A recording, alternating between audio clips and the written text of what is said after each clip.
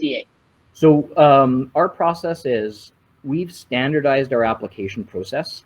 So because we use a third-party screening committee, which consists completely of volunteers, we don't want to impose on them to read an 80-page business plan. So what we ask for are applicants to, number one, complete our application. And I think all organizations have something similar. Number two, we want a minimum of a 10-page, a 10-deck PowerPoint presentation that hits some of the high points of the business. So this would be similar to what you would see at a typical angel presentation of a pitch deck. Correct. And then the third thing that we require is a mini 2-page business plan overview.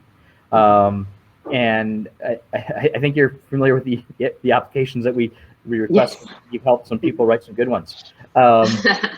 Yes, and I'm going to talk about that later to tell everybody how we support people who want to apply to NTA. Yeah, so we use that standardized approach to get the information into the hands of our third-party screening committee.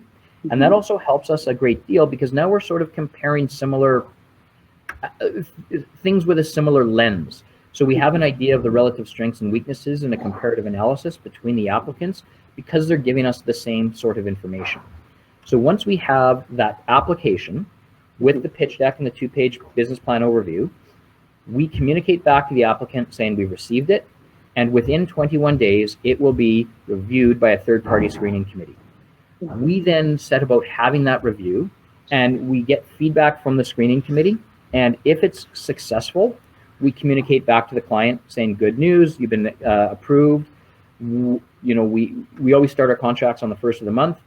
The approval is in effect for 90 days. So do you want to start, you know, May 1st, June 1st, or July 1st? And then the client comes back with their preferred start date. We issue the contract. They sign the contract and give us a deposit for the first 3 months. So we want to know that people are serious about this program. We're allowed to charge a 3-month deposit on the first contract. So we charge that 3-month deposit. When we get the money in our bank and the signed contract, we then assign that business advisor and we start. So that, again, the process there is application, third-party screening review, legal and finance doing their thing on contracting.